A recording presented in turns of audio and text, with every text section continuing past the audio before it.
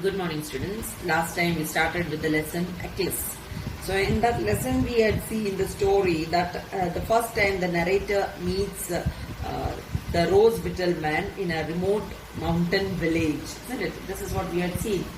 The rose-beetle man and the narrator's meeting place is being said, isn't it? Lonely road leading to one of the remote mountain villages. This is what we had seen last time. So we are going to continue with the lesson after their meeting.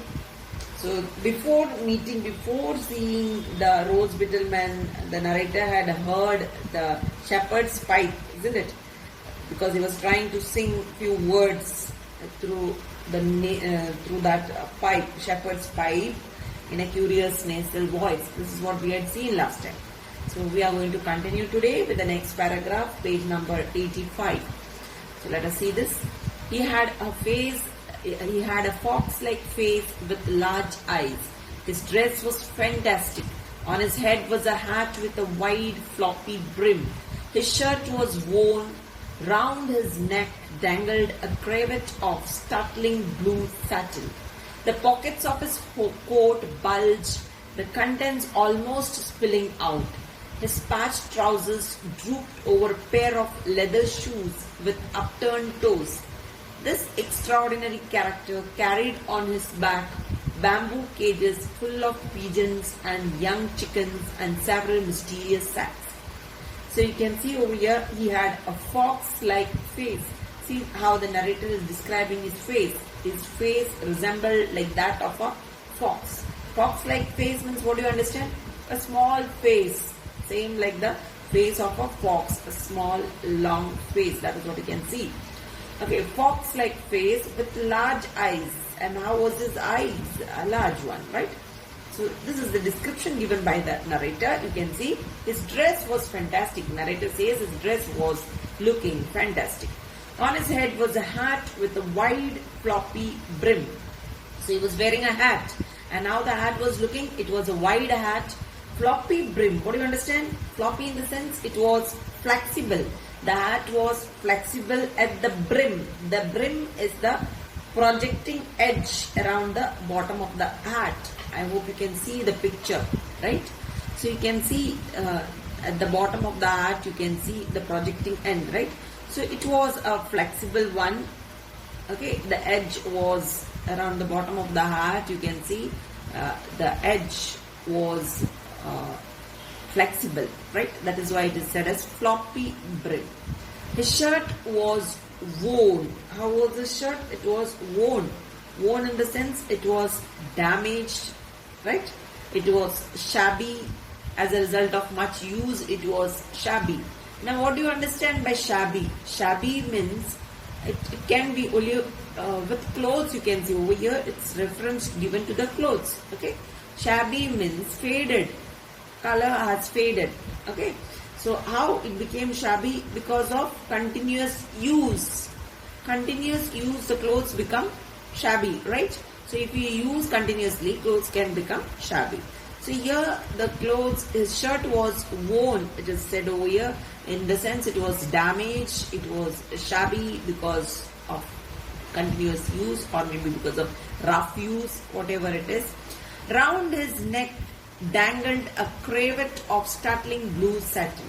So around his neck, what was there? Dangled a cravat. A cravat. Now what do you understand by cravat? Cravat means a short, wide strip, okay, of a fabric which is normally worn by men around the neck and tucked inside the necked shirt. You can see in the picture. Can you see? This is called as the cravat. The blue thing over here, right? That is called as the cravat. Of startling blue satin. Startling blue satin it is. So it was a lovely, remarkable blue satin cravat it was. The pockets of his coat bulged. His pockets bulged. Why did its pocket bulge? What do you understand by bulge? Striking out, isn't it? So it's stuck out. Why it stuck out? Because it was full, right? So it was full, that is why it was bulging out. Okay, it was swelling out. Why was it swelling out? Because it was full. He might have kept many things inside the pocket, and that is why it was swelling out. The contents almost spilling out. So whatever was kept in the pocket was spilling out. Pocket was full, right? The pocket was full. That is why all the content, whatever was kept inside the pocket, was spilling out. His patched trousers drooped over a pair of leather shoes with upturned toes. So his patched trousers were patched. You can see in the picture. If you look at the picture carefully, you can see the trousers drooped. Okay, drooped means bend downwards. It was bending. Okay, trousers were bending downwards over a pair of leather shoes. So he was wearing leather shoes. So it was bending downwards, the leather shoes, with upturned toes. The toes were upturned. You can see the shoes and the upturned toes. Can you see the toes upturned, right? So this part was upturned, fine. So this type of shoe he was wearing. So his patched trousers were patched. This extraordinary character carried on his back bamboo cages full of pigeons and young chickens and several mysterious sacks. So what was this man carrying? He was carrying on his back a bamboo cage. Okay, bamboo cage full of pigeons. Inside the bamboo cage there were pigeons. There were chickens,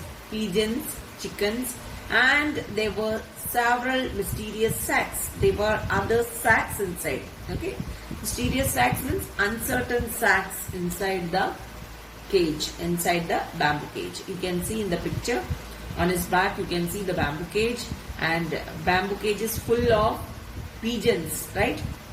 And chickens, and then there were sacks also, mysterious, uncertain, strange sacks were there inside the bamboo cage.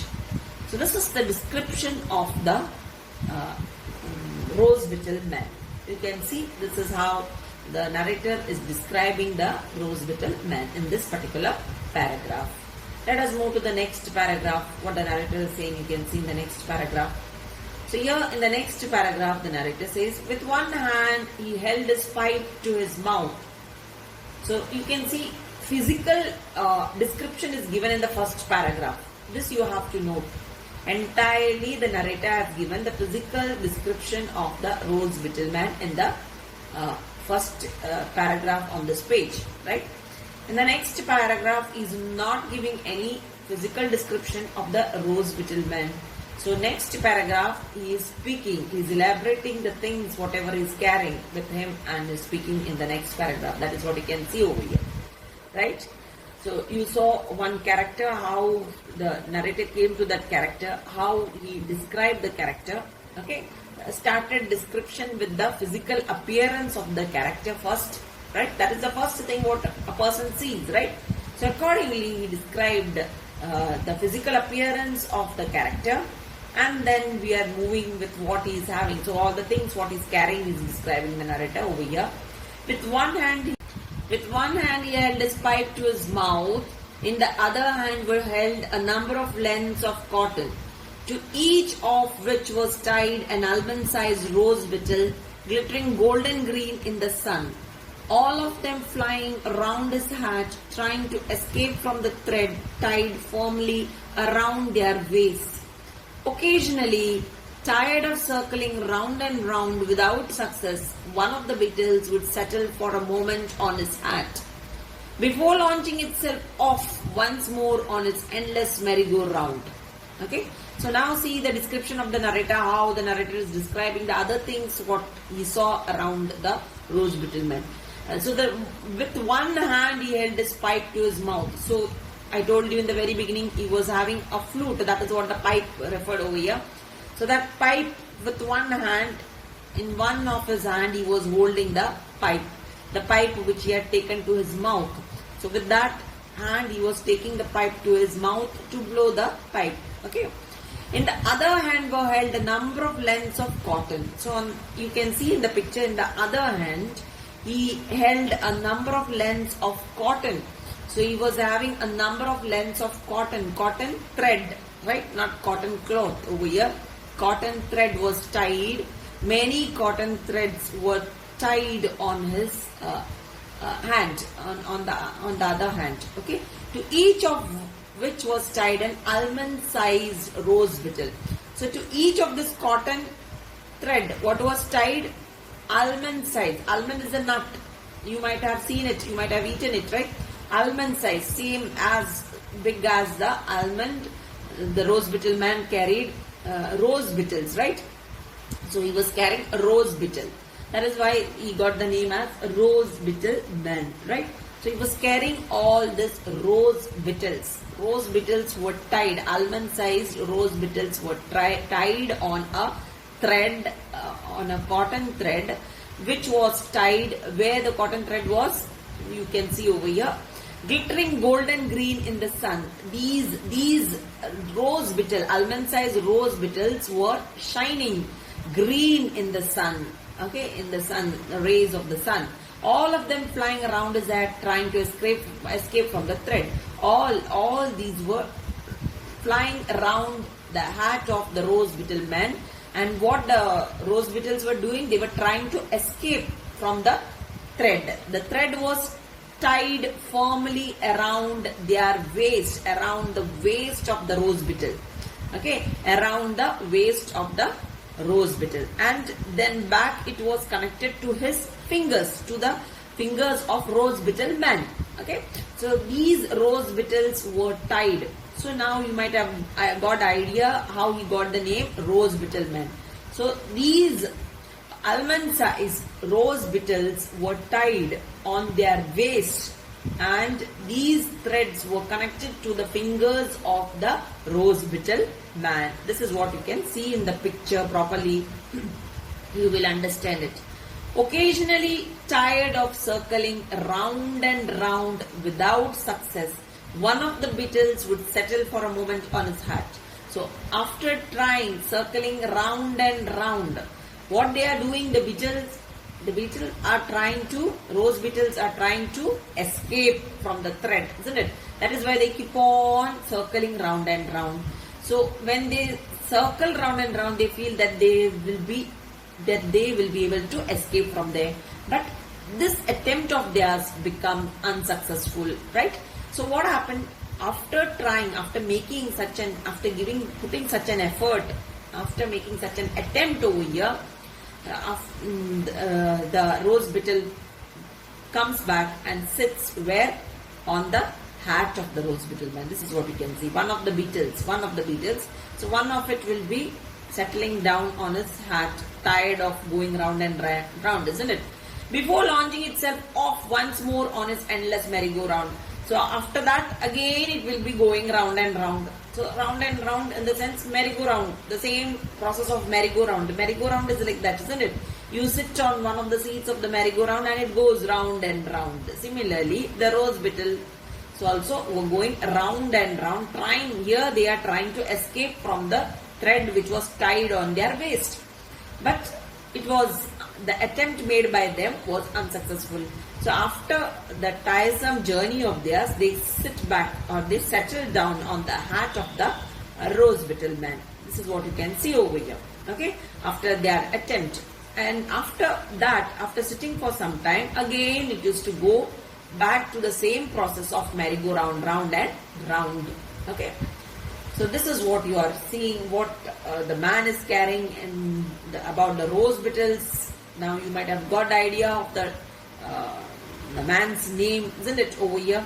So first you have seen the physical appearance of the man. Second you are seeing the man's name, how he got the name from there, isn't it? From this particular paragraph, you can very well understand how this man is given the name rose beetle man, isn't it, by the narrator. Next paragraph you see, when he saw Roger, my pet dog, and me, the rose beetle man stopped, took off his ridiculous hat and swept us a low bow. He smiled at us, put on his hat again, raised his hands and waggled his long bony fingers at me. I asked him if he had been to some fiesta.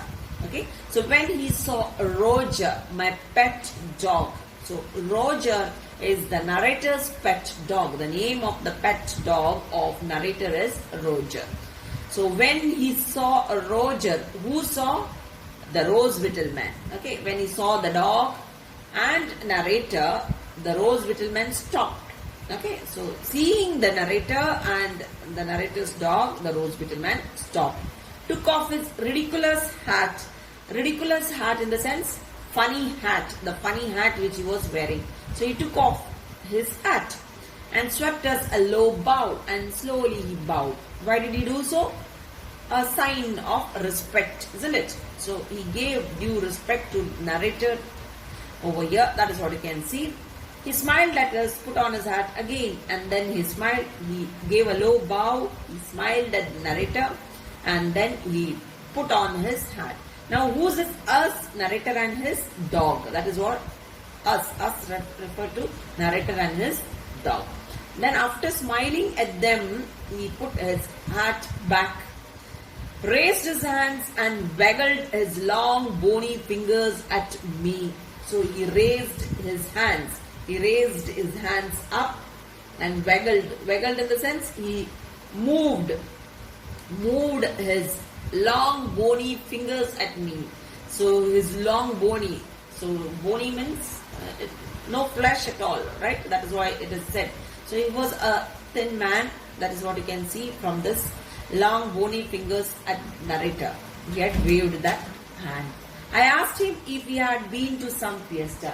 So seeing him, the narrator asked him. I asked him if he had been to some fiesta. So this is what the narrator asked. The narrator asked the rose beetle man if he had been to some fiesta. Now what do you understand by fiesta? Fiesta is a public event where people perform different things, isn't it? To entertain people, to entertain the public, those who gather over there. So that is why the narrator asked. So olden days, these type of attempts were made. People used to carry animals and all. And they used to entertain people with the animals, like a bear. They used to carry bear with them. Monkeys they used to carry, and wherein they used to meet at such places like marketplace, isn't it? A public area wherein people can get together, and they used to present their shows, animal shows, right? So over here also, this man was carrying so many beetles, isn't it? Rose beetles. And so many pigeons in the cage, and you had seen the chickens also. So looking at him, he looked as if he had gone for some fiesta to perform in front of the public in order to entertain the public, right? So that is why the narrator asked the rose beetle man whether he had gone to some fiesta. Next paragraph we'll see. He nodded his head vigorously, raised his pipe to his lips and played a lilting tune on it, and then stopped and jerked his thumb over his shoulder, pointing back the way he had come. He smiled and rubbed his forefinger and thumb together, expressing that he wanted money. So you can see he nodded his head vigorously. So what do you understand that he nodded his hand vigorously means? Vigorously means forcefully he nodded his head. Forcefully he nodded his head. And then he raised his pipe. Okay, the pipe, that is the flute what he was carrying in his hand, that he raised to his lips. He had taken that pipe to his lips and he played a lilting tune. So taking that flute to his lips, he played a lilting tune. So what do you understand by a lilting tune? A pleasant tune, isn't it? A swinging rhythm, isn't it, in a tune. So he played it and then stopped and jerked his thumb, and then slowly he stopped that music and then jerked his thumb. Jerked in the sense suddenly he had shown his thumb over, took his thumb over his shoulder, and what he did he do? He pointed it back the way he had come. So he showed the direction from where he had come. He smiled and rubbed his forefinger and thumb together. Then he smiled. He smiled at narrator and rubbed his forefinger. Now forefinger, what do you understand by forefinger? Forefinger is the first finger very next to the thumb. It is also called as the index finger, right? The first finger close to the thumb, right? First finger, with which you can point out. Okay, so he smiled, he rubbed his forefinger and thumb together. Forefinger and thumb together, he rubbed, expressing that he wanted money. Okay, so it was an expression given wherein he rubbed this together to show as if he wanted money, right? So this expression is given to show that he wanted money. Fine. I suddenly realized that he must be unable to speak. So standing in the middle of the road, I carried on a conversation with him and he replied with a clever pantomime. I asked what the rose petals were for. He held his hand out to denote. Small boys took one of the lengths of cotton from which a beetle hung and whirled it rapidly round his head. Immediately the insect came to life and started on its planet-like circling. Pointing up at the sky, he stretched his arms out and gave a deep nasal buzzing. Then he whirled his beetles round his head so that they all started to buzz quickly. So you can see, I suddenly realized that he must be unable to speak. So since he had made that action, rubbing his fingers together, he had shown the action that he wanted money. Seeing that, narrator felt that he must be unable to speak, that he is a dumb, right? A person who is dumb, who is unable to speak. So standing in the middle of the road, I carried on a conversation. So in the middle of the road, he was standing, the narrator was standing, and from there he started communicating with the rose beetle man and replied with a clever pantomime. So narrator also started responding to the rose beetle man in a pantomime. Pantomime is a dramatic attempt, isn't it? Over here it is an attempt wherein he tried to communicate with him through gestures. Okay, gestures, facial expressions. Okay, actually pantomime means it's a dramatic entertainment. That is what pantomime means, wherein you don't speak, isn't it? So you express the things. The performer in a pantomime, the performer expresses the meaning of what they want to convey to the audience, isn't it? In the form of by doing gestures, isn't it? By giving some facial expression, isn't it? All this is done with the accompaniment of music. Okay, so here the narrator did the pantomime. The narrator says that he did the pantomime in the sense he was showing gestures, he was showing facial expression in order to speak to the rose beetle man, thinking that the rose beetle man is a dumb person, so he couldn't understand what he says, isn't it? So that is why he too started communicating. So normally a person who is dumb, such a person will be deaf also, right? So if you speak to such a person, he may not hear. So maybe thinking that he is a dumb, deaf and dumb person, the narrator started communicating to him in a pantomime. I asked what the rose petals were for. So narrator asked through actions, through gestures. Okay, he asked the rose beetle man the cost of the rose beetles which he was carrying. He held his hand out to denote. Small boys took one of the lengths of cotton from which a beetle hung and whirled it rapidly round his head. Okay, so he held his hand. So he had put his hand out to denote in the sense to indicate. Okay, to show that small boys took one of the lengths what he was carrying, the length of thread, right, on which the rose beetle was tied. So out of that, one of the lengths were carried out by small boys of cotton from which a beetle hung and whirled. So on which the beetle was hanging and whirled. Whirled means moved round and round. That is what is called as whirling, right? Round and round like this, right? It rapidly around his head. So it went around his head fastly, right? Around his head. Immediately the insect came to life and started on its planet-like circling. So as it was going round and round, the insect came to life and then it went in the planet-like circling. Planet keep on circling like this, isn't it? So in that circling order, the insect went on. Pointing up at the sky, he stretched his arms out and gave a deep nasal buzzing. So pointing up at the sky, moving up at the sky, he stretched his arms. Who? The rose beetle man. Out and gave a deep nasal buzzing. Okay, and gave a buzzing from his nose. Then he whirled his beetles around his head. Then he circulated the beetles around his head so that they all started to buzz quickly. Okay, so when he took them round his head, these beetles started buzzing. Buzzing sound you might have heard, right? So the buzzing sound the beetles started making, so that they started buzzing quickly. So I'll wind it up to here. I'll stop. So in the next class, I will be taking the next part of the lesson.